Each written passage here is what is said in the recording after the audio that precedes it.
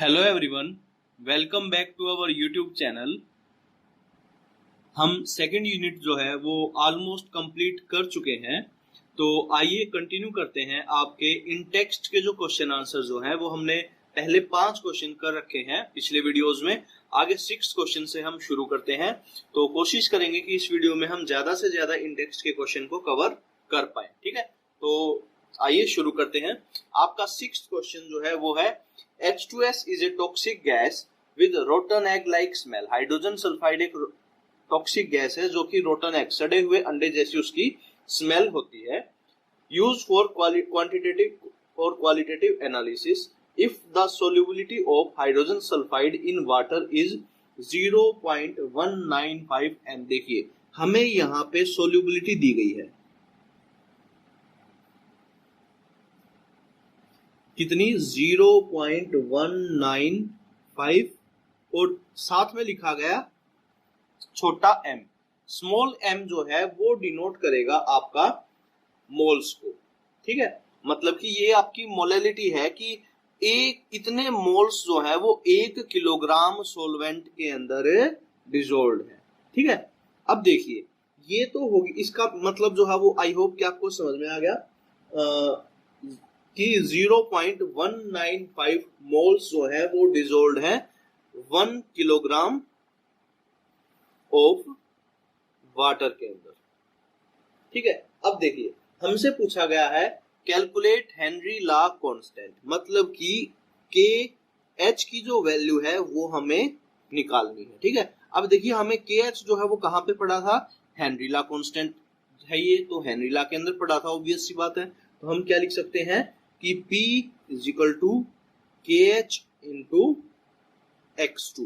x2 का मतलब है हमें यहाँ पे इसकी वजह से जो मोल फ्रैक्शन है वो रखना पड़ेगा। ठीक है, बट मोल फ्रैक्शन तो हमें दे नहीं रखा, तो पहले हम क्या निकालेंगे, मोल फ्रैक्शन निकालेंगे, जिसके लिए हमें नंबर ऑफ मोल्स की जरूरत है। ठीक है, अब देखिए इतने मोल्स जो हैं वो डिसॉल्व्ड हैं 1 किलोग्राम वाटर के अंदर। ठीक है, तो वाटर कितना है हमारे पास, मतलब कि सोलवेंट जो है वो कितना है 1 किलोग्राम, मतलब कि 1000 ग्राम। ठीक है, वाटर का मोलर मास कितना है, इज इक्वल टू 18। कितना होता है वाटर का मोलर मास, 18। ठीक है, तो नंबर ऑफ मोल्स कितने आ गए, is equal to given mass, मतलब कि 1000 बटे मोलर मास 18, ये आपका आ जाएगा 55.55। ठीक है, अब देखिए number of moles of solvent आ गए हमारे पास और number of moles of solute हमारे पास पहले से हैं, तो मोल फ्रैक्शन कैसे लिखेंगे हम, mole fraction is equal to solute के नंबर ऑफ मोल्स कितने थे 0.195 divided by total number of moles. Total number of moles कितने होंगे 55.55 प्लस 0.195। ठीक है, और इसको जब हम सॉल्व कर लेंगे तो ये वैल्यू आ जाएगी आपकी 0.0035। ठीक है, ये आ गया आपका मोल फ्रैक्शन, मतलब कि x2। अब इसमें जो है हम क्या करेंगे, वैल्यू को पुट कर देंगे। ठीक है, p की जो वैल्यू है वो कितनी होगी आपकी, वो जो है स्टैंडर्ड टेम्परेचर और प्रेशर के अकॉर्डिंग अगर हम बात करें तो वो होगा आपका 0.987 बार, 0.987 बार। ये जो है वैल्यू आपको याद रखनी होती है, एसटीपी के ऊपर प्रेशर की जो वैल्यू है वो इतनी होगी आपकी। ठीक है, तो KH कितना हो जाएगा, KH is equal to P divided by x2 which is equal to 0.987 divided by 0.0035, और ये आपका आ जाएगा 282 बार। ठीक है, तो आई होप कि आपको समझ में आ गया, ये आपका हेनरी लॉ कांस्टेंट है। ठीक है, अब देखिए आगे अगला क्वेश्चन हम देखते हैं, question number 7। Henry law constant for CO2 in water is 1.67 into 10 raised to power 8 pascal. ठीक है, KH की वैल्यू जो है वो हमें दी गई कितनी, 1.67 इंटू 10⁸ पास्कल। देखिए पीछे वाले क्वेश्चन में यहाँ पे जो यूनिट है ये क्या थी, बार थी, ठीक है, और इस क्वेश्चन में जो हमें यूनिट दी गई है वो क्या है, पास्कल है, ठीक है, इस बात का आप ध्यान रखेंगे, ठीक है। तो प्रेशर जो है उसको हम क्या करेंगे, आगे पढ़ते हैं क्वेश्चन को। एट 298 केल्विन, 298 केल्विन के टेम्परेचर के ऊपर calculate the quantity of CO2 in 500 ml of soda water. हमें ये बताना है कि 500 ml सोडा वाटर के अंदर जो है कितनी CO2 जो है वो डिसॉल्व हो सकती है, ठीक है, और प्रेशर जो है वो कितना दिया गया है, 2.5, कितना दिया गया है, 2.5 ATM। ATM का मतलब है एटमॉस्फेरिक यूनिट।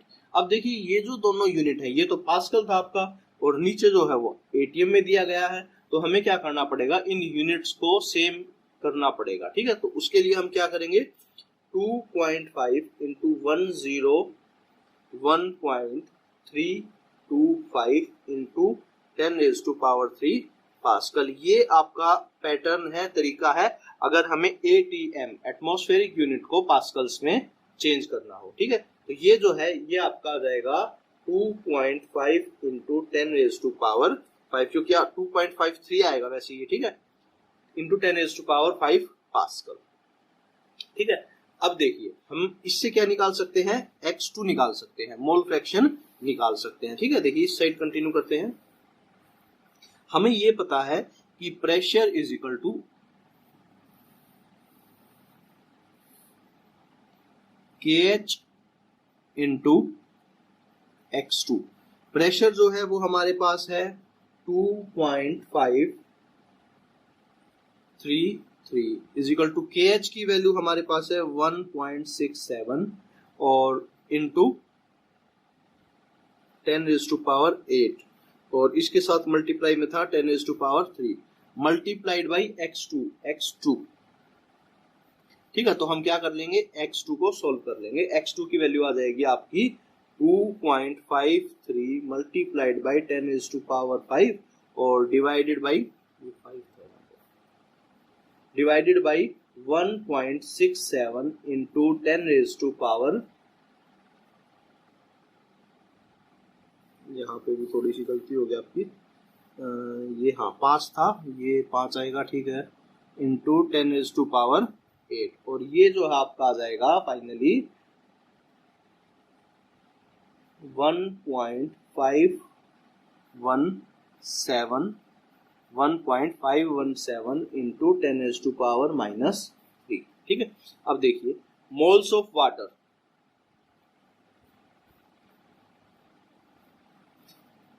मास जो है वो कितना दिया गया है वाटर का, या वॉल्यूम जो है वो कितनी दी गई है, 500 ml। तो हम लिखेंगे 500 गिवन मास हो जाएगा बटे मोलर मास 18,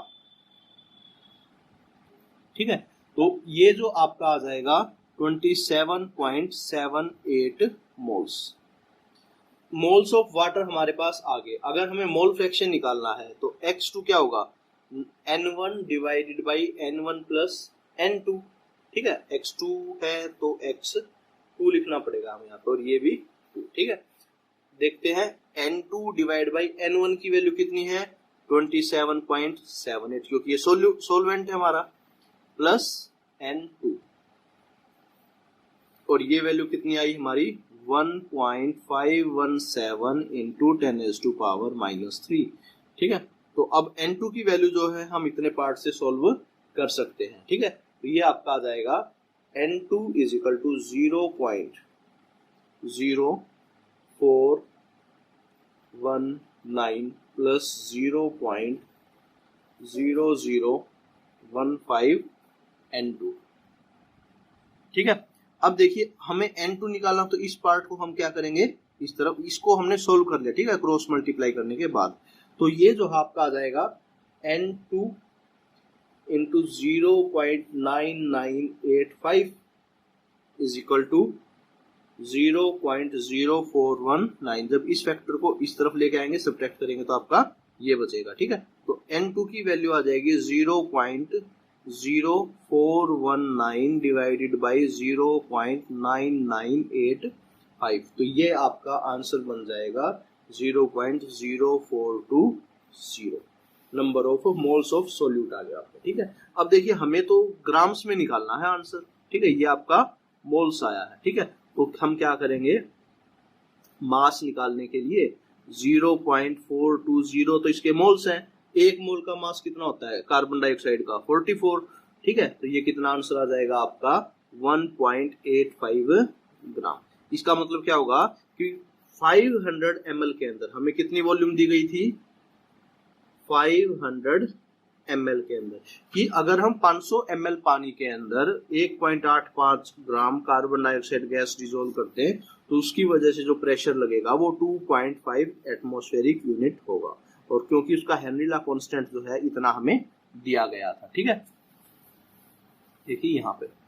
ठीक है, वॉल्यूम कितनी दी गई थी 500 ml, उसके अंदर कितना ग्राम कार्बन डाइऑक्साइड डिसोल्व किया 1.85। हेनरी लॉ कांस्टेंट कितना दे रखा था हमें 1.67, एटमॉस्फेरिक प्रेशर में दे रखा था 2.5 यूनिट। ठीक है, तो ये जो है आपका नेक्स्ट क्वेश्चन था। अब देखते हैं क्वेश्चन नंबर 8। ठीक है, ये क्वेश्चन नंबर 7 था आपका।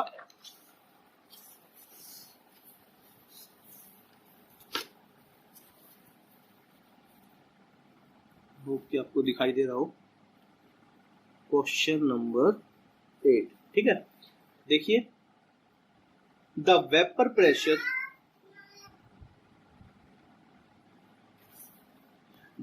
Pressure of pure liquids A and B, दो प्योर लिक्विड है। ठीक है, देखिए मान लीजिए ये एक लिक्विड है, ये दूसरा लिक्विड है, इसका नाम हमने रख दिया ए, इसका नाम बी। इसका जो वेपर प्रेशर है वो है 450 mm, इसका जो वेपर प्रेशर है वो है 700 mm।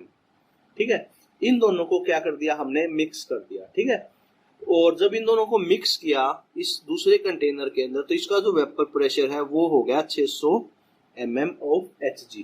ठीक है, ये इसकी यूनिट है। ठीक है, आल्सो फाइंड, तो हमें क्या करना होगा, find out the composition of liquid, मतलब कि इन दोनों का मोल फ्रैक्शन जो है वो हमें निकालना है। ठीक है, also find the composition of vapour phase. ठीक है, कि वेपर फेज में उनकी कंसंट्रेशन क्या होगी। ठीक है, मतलब कि लिक्विड स्टेट में भी और वेपर्स के केस में भी उनका वेपर प्रेशर कितना होगा। ठीक है, तो देखिए हम ये मान लेते हैं कि जो ए सब्सटेंस है उसका मोल फ्रैक्शन है एक्स ए, तो बी का जो है मोल फ्रैक्शन हो जाएगा एक्स बी। पर हमें ये पता है कि एक्स ए प्लस एक्स बी जो है वो कितना होगा, 1 होगा, क्योंकि टोटल मोल फ्रैक्शन जो है दो चीजों के मिक्सचर का या सॉल्यूशन का कितना होगा, हमेशा 1। तो एक्स बी की जो वैल्यू है वो आपकी आ जाएगी 1 माइनस एक्स ऑफ ए। ठीक है, अब देखिए हमें ये पता है कि इस कंटेनर का जो टोटल प्रेशर है वो किसके इक्वल होगा, pressure due to A plus pressure due to B. ये किसने कहा था हमें, डाल्टन ने। इसको हम Dalton's law of partial pressure के नाम से भी जानते हैं। और पी ए जो है ये इसके बारे में हमें राउल्ट्स ने बताया था कि ये डिपेंड करेगा P A not into X A पर, मतलब मोल फ्रैक्शन के डायरेक्टली प्रोपोर्शनल होगा। ठीक है, इसी तरीके से अगर हम बात करें पी बी की तो इसके बारे में हम क्या लिखेंगे, P B naught into X B. ठीक है, इज इक्वल टू ये क्या आ जाएगा आपका टोटल प्रेशर। अब देखिए जो एक्स बी है वो आपका किसके इक्वल है, 1 माइनस एक्स ए के, तो इसकी वैल्यू हम क्या कर सकते हैं, यहाँ पे सब्स्टिट्यूट कर सकते हैं। पी ए नोट जो है वो हमें दिया गया है 450। ठीक है, पी कितना दिया गया है, टोटल प्रेशर 600। सारी वैल्यूज जो है 1 बाई 1 हम सब्स्टिट्यूट करते हैं। पी ए नोट कितना है 450, एक्स ए इंटू एक्स ए ये हमें निकालना है, प्लस पी बी नोट कितना दिया गया था हमें 700, तो हम क्या लिख देंगे 700। X B mole fraction of solute ये किसके इक्वल होगा, 1 माइनस एक्स ए के, तो इसको क्या लिख लेंगे 1 माइनस एक्स ए। ठीक है, तो इसको हम क्या कर लेते हैं, सोल्व कर लेते हैं। तो ये आपका आ जाएगा 450 एक्स ए प्लस 700 माइनस 700 एक्स ए और इस तरफ 600। देखिए ये 700 है, ये 600 है, 600 को उस तरफ लेके जाएंगे तो 700 माइनस 600 ये आ जाएगा आपका 100। ठीक है, माइनस 700 है और प्लस 450 है, तो इसके इन दोनों का डिफरेंस जो है वो है 250, बट माइनस का है तो ये आ जाएगा इस तरफ लेके आएंगे तो प्लस का हो जाएगा 250 ऑफ एक्स ए। अगर हम बात करें एक्स ए की तो वो आ जाएगा आपका 100 divided by 250 which is equal to 0.4। अगर हम बात करें एक्स बी की तो वो होगा 1 minus 0.4 which is equal to 0.6। देखिए ये तो आ गया आपका लिक्विड स्टेट में, ठीक है। अगर बात करें वेपर फेज में तो पी ए कितना होगा आपका, P A is equal to P A not into X A. इसका मतलब क्या है 0.4 into 450 which is equal to 180 mm। इसी तरह से देखें अगर पी बी कितना होगा, पी बी नॉट, सॉरी यहाँ पे देखिए एक्स बी जो है वो कितना हो जाएगा 1 minus 0.4 is equal to 0.6। P A कितना होगा, P A not into X A. P A naught की वैल्यू कितनी थी 450 और एक्स ए की वैल्यू कितनी है 0.4। इसको जब हम सोल्व करेंगे तो आ जाएगा 180 मिलीमीटर ऑफ एच जी। इसी तरीके से अगर पी बी देखें मतलब मिक्सचर के अंदर सॉल्यूशन के अंदर लगने वाला प्रेशर जो है बी की वजह से वो कितना होगा, partial pressure due to B into X B. ये आपका आ जाएगा 700 मल्टीप्लाइड बाई 0.6 मतलब कि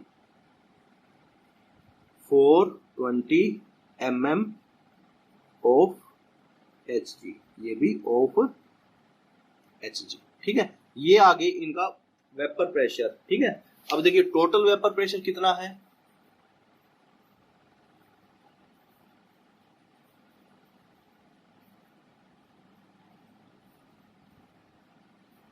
छह सौ में से ए की वजह से कितना है 180, बी की वजह से कितना है 420। तो इनका जो है हम रेशियो निकाल देंगे, ठीक है। तो मोल फ्रैक्शन हम लिखेंगे, mole fraction of A in vapour phase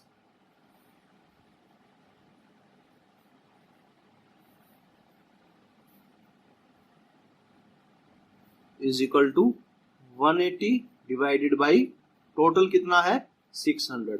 इसी तरीके से अगर हम बात करें बी के लिए तो हम क्या लिखेंगे 420 divided by 600।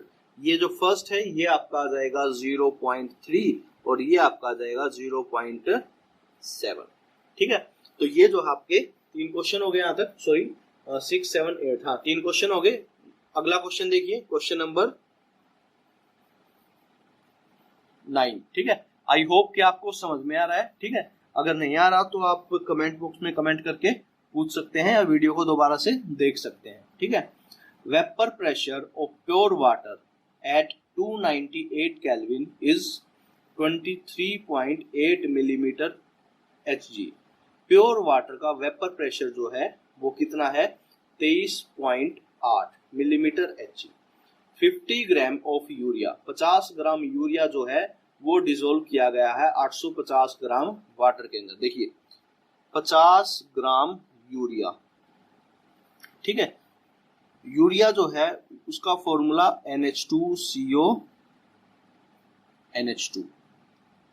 850 gram water, water का फॉर्मूला आपको पता ही है H2O, ठीक है। अब देखिए हमसे क्या पूछा गया है, calculate the vapour pressure of water for this solution and it's relative lowering.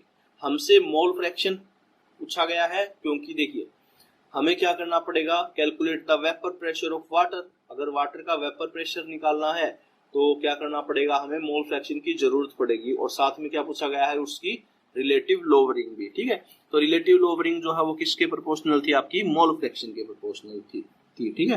तो आइए शुरू करते हैं। पहले यूरिया की बात करते हैं। गिवन मास कितना है यूरिया का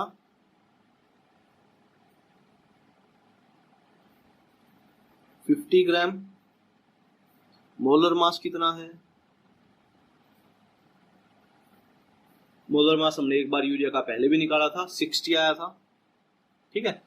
नाइट्रोजन का 14, यहाँ पे भी नाइट्रोजन है तो 14, 2 नाइट्रोजन के लिए 28, 4 हाइड्रोजन 28 और 4 32 और 12 कार्बन के लिए और 16 जो है ऑक्सीजन के लिए 28, ये हो गया आपका टोटल 60, ठीक है। तो नंबर ऑफ मोल्स कितने आ गए, number of moles given mass by molar mass, ठीक है, ये आपका आ जाएगा 0.833। अब देखते हैं वाटर के लिए, ठीक है, मोल्स ऑफ वाटर कि वाटर के कितने मोल हैं। 850 ग्राम वाटर है तो 850, मोलर मास कितना है 18, ठीक है। इसको सोल्व करेंगे तो ये वैल्यू आ जाएगी आपकी 47.2, आगे भी आएगा ये 47.22, ठीक है। इसका मोल फ्रैक्शन देखें तो क्या लिखेंगे, मोल फ्रैक्शन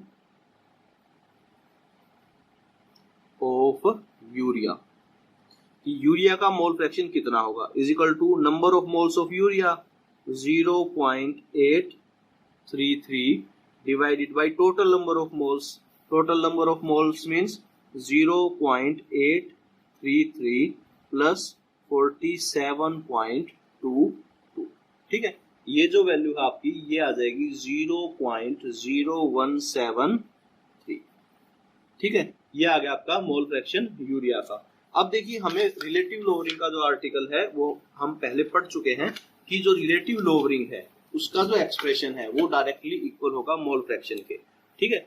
कैसे वो देखिए, P naught minus P divided by P naught is equal to X, ठीक है। ये रिलेटिव लोवरिंग का सिंपलेस्ट एक्सप्रेशन है। पहले वेपर प्रेशर इतना था, इतना यूनिट कम हो गया, P नॉट पहले कितना था और ये किसके इक्वल होगा, मोल फ्रैक्शन ऑफ सॉल्यूट के, ठीक है। ये हम निकाल चुके हैं, कितना है 0.0173। P नॉट जो है वो हमें दिया गया है कि पहले वेपर प्रेशर जो है कितना था 23.8, पहली लाइन में ही क्वेश्चन के फर्स्ट सेंटेंस में ही हमें ये दे दिया गया था, माइनस P हमें निकालना है और divided by P not, P not की जगह भी क्या लिखेंगे हम 23.8 इज इक्वल टू 0.0173, ठीक है। अब देखिए इसको सोल्व कर लेंगे हम, ये आपका आ जाएगा 23.8 minus P is equal to, इन दोनों की क्रॉस मल्टीप्लाई करेंगे, यहाँ पे 1 है, ये आपका आ जाएगा 0.412 और जब P निकालेंगे तो वो आ जाएगा फिर आपका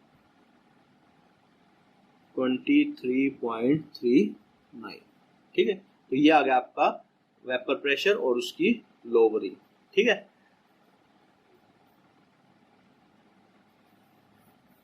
ये वेपर प्रेशर और ये जो है ये आपकी है रिलेटिव लोवरिंग।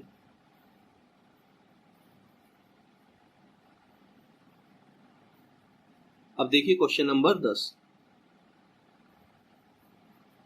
ये आंसर है आपका और ये भी आंसर, क्योंकि इसमें दो पार्ट थे आपके। Boiling point of water at 750 mm Hg it is 99.63 degree Celsius. देखिए बिल्कुल आसान क्वेश्चन है, बॉइलिंग पॉइंट आ गया मतलब एलिवेशन इन बॉइलिंग पॉइंट से रिलेटेड ये क्वेश्चन है, ठीक है। देखिए boiling point of water at 750 mm Hg मतलब कि प्रेशर जो है वो हमें दिया गया है इस केस में 750 mm, ठीक है।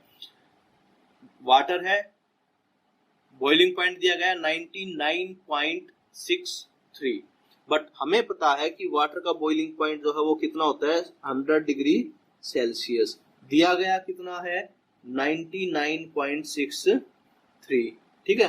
तो डेल्टा टीबी कितना आ गया, चेंज कितना हुआ इसमें, तो 100 माइनस 99.63, ठीक है। तो ये आपका आ गया 0.37, ठीक है, चेंज इन बॉइलिंग पॉइंट, ठीक है। अब देखिए हमसे क्या पूछा गया है, how much sugar is to be added to 500 gram of water such that it boils at 100 degree Celsius. हम चाहते हैं प्योर वाटर का इतना है, हम चाहते हैं कि वो इतने पे बॉइल हो, एलिवेशन जो है वो पूछा गया है, ठीक है। तो ये किसके इक्वल होगा, हमारा मोलैलिटी के इक्वल होगा, ठीक है।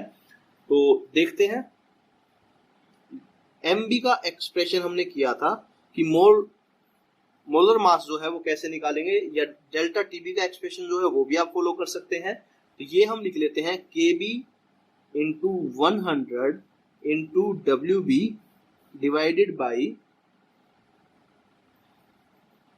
WA into delta TB। ठीक है, एलिवेशन इन बॉइलिंग पॉइंट में डेरिवेशन ऑफ मॉलिक्यूलर मास जब हमने किया था वो वाला पार्ट है। ठीक है, तो देखिए मॉलिक्यूलर मास जो है वो शुगर का हमें दे रखा है।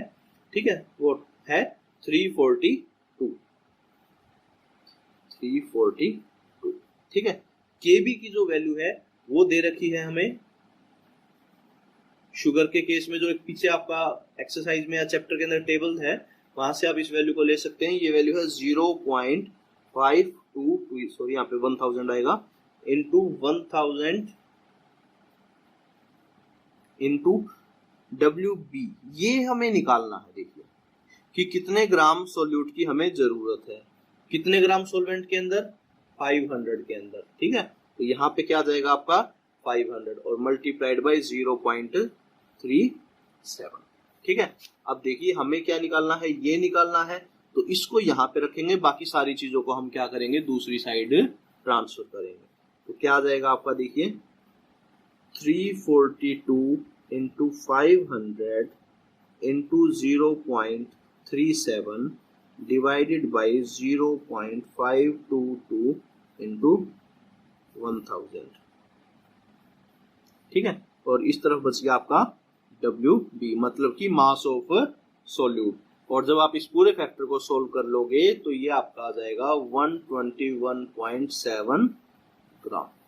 ये क्या होगा, आपका रिक्वायर्ड आंसर होगा। ठीक है, देखिए मैं कैलकुलेशन जो है उसको स्किप कर रहा हूं, बट आप जो है उसकी प्रैक्टिस करें खुद, जो है आपको कैलकुलेशन करनी होगी। ठीक है, और कॉम्पिटिटिव एग्जाम में भी आप जो है ये क्वेश्चन पूछे जा सकते हैं। ठीक है, आगे देखिए क्वेश्चन नंबर 11।